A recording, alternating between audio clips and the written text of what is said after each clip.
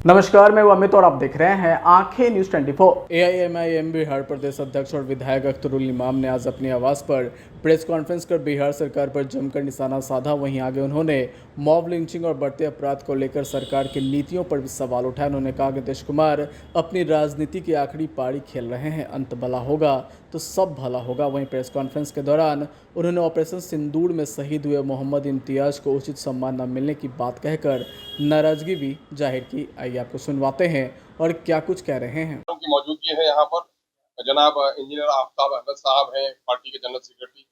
मैं अख्तरुल ईमान, जनाब Adil Hasan advocate, youth president और नेशनल स्पोक्समैन भाई रंजीत राणा साहब, स्टेट सेक्रेटरी एमआईएम यहाँ पर मौजूद।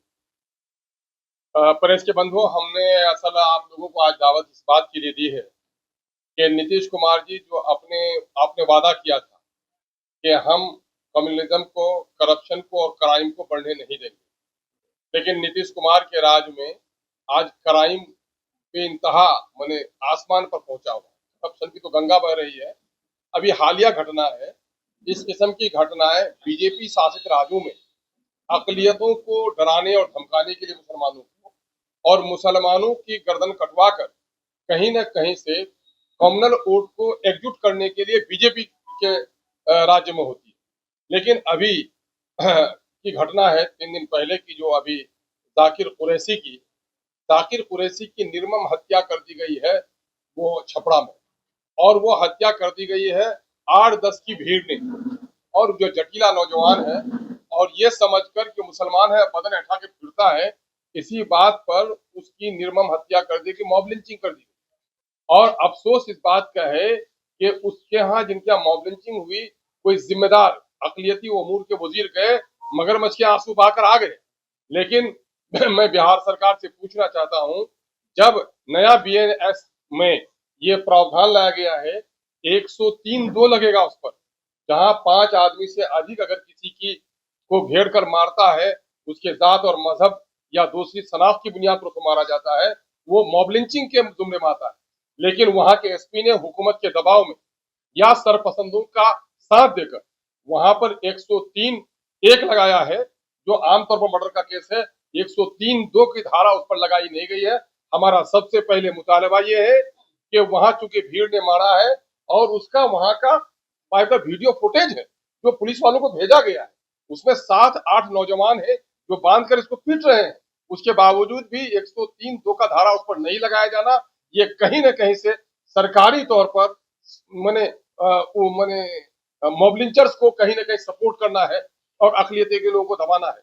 हम लोग का मुतालबा ये है, 103(2) की धारा उस पर लगाई जाए, 50 लाख रुपए का मुआवजा उसके परिवार को दिया जाए, और जिन लोगों ने उसकी मॉब लिंचिंग की है उनको सजाए मौत दी जाए। और फौरी तौर पर वहां मामला ये है कि वजीर आला को जाना चाहिए।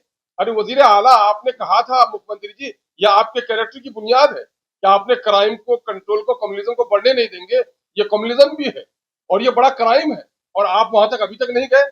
आपका बड़ा पुलिस का ऑफिसर स्टेट लेवल का वहां पर कोई नहीं गया, और उल्टे वहां के चंद नौजवानों ने गांव मोहल्ले के, उनका नाम पता नहीं कौन लोगों ने सड़कों पे टायर जला दिया, तो उसकी बुनियाद पर आपने उन लोगों पर मुकदमा करके प्रशासन के लोग, उनको अनुमंडल पदाधिकारी उन लोगों को धमका रहे हैं। ये कहां से हो गया कि जिनके घर में कत्ल हुआ उन्हीं को धमकाने का काम कर रहे हैं? ये मामला ये है। दूसरा मामला ये है कि अपोजिशन का लीडर, जिनका वो गृह जिला है गोया, भले ही लालू जी गोपालगंज के हों, लेकिन लालू प्रसाद यादव जी का पूरा राजनीतिक सफर को जो तवानाई मिली है वो छपरा से मिली है। वहां आपकी बेटी इलेक्शन लड़ी है, वहां अब तक अपोजिशन लीडर के लोग नहीं गए। क्यों नहीं गए? जाना चाहिए उनको। हम लोग ये मुतालबा कर रहे हैं कि अपोजिशन के लीडर अपनी जिम्मेदारी को अदा करें, और मैं बीजेपी से मुतालबा करता हूं, मुख्यमंत्री से जी से मुतालबा करता हूं, क्योंकि होम को आप देख रहे हैं, ये 103(2) का दफा लगाकर उन तमाम सरपसंदों को आप जेल भिजवाएं और उन पर कत्ल का मुकदमा चले और ऐसे लोगों को फांसी की सजा दी। दूसरा मामला यह है कि पूरे बिहार में कहीं न कहीं अकलियतों को खौफजदा किया जा रहा है। अभी बेगूसराय के साहबपुर कमाल में एक सरपसंद है, वो गोलियां 50 फायरिंग उसने की। क्या कर रही है पुलिस? क्यों सरपसंदों के सामने में पुलिस ने घुटना टेक दिया है?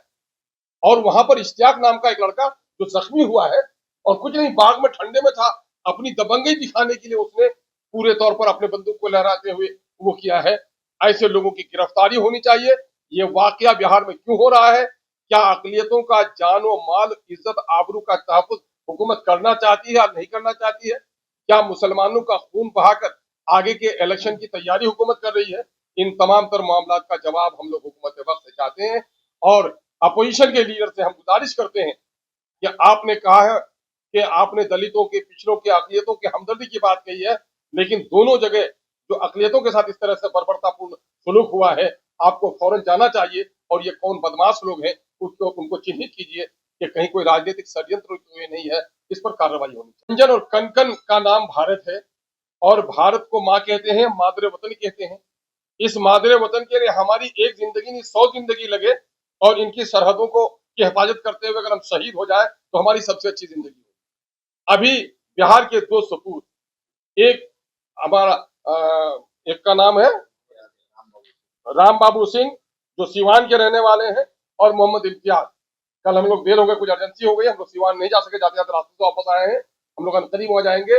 ये दोनों शहीद हुए, या ऑपरेशन सिंदूर में शहीद हुए। एक तो ये है कि जब इनकी लाशें आई तो भारत को मां कहने वाले, भारत माता की दम भरने वाले, राष्ट्रता का गीत सुनाने वाले कोई मंत्री नहीं पहुंचे, आप कोई जिम्मेदार लोग नहीं पहुंचे इनके लाश को रिसीव करने के लिए। और दूसरी बात यह है कि अभी दिनेश कुमार शर्मा जी का बलिदान हुआ है हरियाणा का। मुख्यमंत्री उनके गांव में गए और 4 करोड़ से भी अधिक की सहायता राशि उनके परिवार को देने का ऐलान किया गया। वहां के पार्क को शहीद दिनेश शर्मा के नाम से करने का ऐलान किया गया। उस गांव का नाम दिनेश शर्मा जी के नाम से करने की तजवीज रखी गई। और आप बिहार के मुख्यमंत्री जी हैं और आप कहते हैं कि साहब तो हम तो पीएम मटेरियल हैं। आज क्या हो गया है? अरे बिहार गरीब है, 4 करोड़ नहीं दे सकता, कम से कम 2 करोड़ का ऐलान कीजिए। एक तो लोगों के चिढ़ाने के बाद आप गए हैं उनके घर पर, आपने देखा भी कि गांव की गलियों की सड़कों का क्या हाल है वहां पर, और कम से कम 2 करोड़ का मुआवजा दोनों शहीद को, जिनकी खबरें अभी तक हम लोगों को मिली है, राम बाबू और इम्तियाज खान के, मोहम्मद इम्तियाज के परिवार को दिया जाए। और अभी जो खबरें मिली है कल तक, नवादा और नालंदा के भी 2 नौजवान हमारे शहीद हुए, इनके परिवारों को भी 2-2 करोड़ का मुआवजा दिया जाए। और शहीद का दर्जा, अब राम बाबू के बारे में कह रहे हैं कि वो डाक ले जा रहे थे। अरे वार पीरियड में कोई भी करता था। अगर हमारे फौज का कोई जूता भी सीता था, मारा गया हो तो वो शहीद है। शहीद की कल्पना क्या? दुश्मन की गोली से मारा जाए तब शहीद? दुश्मन का मुकाबला करने के लिए अगर कोई पहाड़ में दब जाए वो शहीद नहीं है? ये सारे लोग शहीद हैं, ये सारे लोगों का बलिदान हुआ है। इन लोगों के नाम से वीर चक्र भी दिया जाए मरणोपरांत, और ये हम लोगों का मुतालबा है। और हम ये भी कहना चाहते हैं कि माननीय नीतीश कुमार जी बिहार को किधर ले जाना चाह रहे हैं? बिहार में आज मीडिया के जरिए से मुसलमानों के खिलाफ, उनके मजहब के खिलाफ मीडिया के जरिए से, खासकर सोशल मीडिया के जरिए से अभद्र किस्म की टिप्पणियां की जा रही हैं। और आपका साइबर सेल कहां सो गया है? इससे कम्युनल हेट्रेड बढ़ रहा है और इसी का नतीजा है जो कुछ अभी हमको देखने के लिए आया है छपरा में, जो कुछ देखने के लिए आया शाहपुर कमाल बेगूसराय में। ऐसे लोगों पर आपकी पुलिस कोई कार्रवाई नहीं करती। माइनॉरिटी का कोई नौजवान से अगर गलती हो जाए तो फौरन पुलिस उसका पीछा कर लेती है, लेकिन माइनॉरिटी, अदर देन माइनॉरिटी के लोग अगर इस तरह का करते हैं तो आखिर उस पर क्यों कार्रवाई नहीं होती है? मैं माइनॉरिटी नॉन माइनॉरिटी की बात नहीं करता, मैं इस देश में रहने वाला हर नागरिक समान है। सब जहर पिएगा तो सब मरेगा, आग में हाथ डालेगा तो सबके हाथ जलेंगे। तो कानून का व्यवहार भी सबके साथ एक होना चाहिए। और जो ये कम्युनल हेट्रेड बढ़ा रहे हैं, जो यही असल बारूद डालते हैं, उसके बाद कोई इसमें माचिस लगाता है, तो आप तो बारूद फैलाने वाले को कुछ भी नहीं करते। इसलिए बिहार में अगर अमन और अमान रहना चाहते हैं, ये महावीर की धरती है, ये बौद्ध की धरती है, ये सूफी मुनेर की धरती है। और बिहार हमेशा समाजवाद का नारा और शांति का नारा दिया है ना, जहां अशोक के शांति के स्तूप है अभी भी, और वहां इस तरह की नफरत फैलाई जा रही है, तो इस पर फौरन आप कार्रवाई करें। सोते हुए को जगाना हमारा जरूरी है। गाफिल है मुख्यमंत्री, उसको हम जगाना चाहते हैं कि गफलत से बेदार होइए, और बिहार को जलाकर खाक करना चाह रहे हैं। और आप अपनी राजनीतिक आखिरी पारी खेल रहे हैं। अंत भला तो सब भला, अगर अंत के दिनों में बिहार को आप नहीं बचा सके तो तारीख आपको सही लफ्जों से, सही शब्दों से कभी याद नहीं। फिलहाल खबरों में इतना ही। अगर आपको हमारा वीडियो पसंद आया तो वीडियो को लाइक करें, चैनल को सब्सक्राइब करना ना भूलें। धन्यवाद। आंखें जो आपका चैनल है उसके लिए और उसके दर्शकों के लिए 2 लाइन की हम शुभकामनाएं अपने ढंग से देते हैं। आप सब में मिठास घुल जाए बांसुरियों बीन की तरह और लोग आपको भी प्यार करने लगे वैक्सीन की तरह। हंसते रहें, मुस्कुराते रहें और देखते रहें आंखें न्यूज 24। राजधानी पटना में कई वर्षों से शिक्षा में उत्कृष्ट योगदान दे रहा है Lohia Nagar Mount Carmel High School Kankarbagh Patna. यहां नर्सरी से कक्षा 12वीं तक की होती है पढ़ाई। 10वीं और 12वीं बोर्ड परीक्षा में 100% अंक का रिकॉर्ड। एक ऐसा स्कूल जहां पठन पाठन के साथ साथ बच्चों के संपूर्ण विकास का रखा जाता है ख्याल। खेलकूद, सांस्कृतिक गतिविधि, मैथ ओलंपियाड, साइंस ओलंपियाड और बहुत कुछ। आज ही कराए नामांकन की प्रक्रिया जारी है। संपर्क करें DS/16 Gayatri Mandir road, housing board colony east, Indira Nagar, Kankarbagh, Lohia Nagar, Patna. हमारा पिन कोड है 800020। पटना में कई वर्षों से शिक्षा में अहम योगदान दे रहा है Gyansthali high school Alamganj Patna city, जहां 10वीं और 12वीं की बोर्ड परीक्षाओं में 100% अंक प्राप्त कर रहे हैं बच्चे। एक ऐसा स्कूल जहां न केवल होती है पढ़ाई बल्कि साथ ही साथ होती है कल्चरल एक्टिविटी, स्पोर्ट्स एक्टिविटी से जुड़े गेम्स, मैथ ओलंपियाड से लेकर साइंस ओलंपियाड, जहां बच्चों के लिए स्कूल कैंपस अत्याधुनिक सुविधाओं से लैस, छोटे बच्चों के लिए वाहन और ट्रांसपोर्ट की विशेष सुविधा। तो देर किस बात की, आज ही कराएं अपना नामांकन Gyansthali high school Alamganj Patna city में, जहां नामांकन की प्रक्रिया जारी है। संपर्क करें पुलिस चौकी Alamganj main road near Alamganj थाना, पटना, बिहार 800007।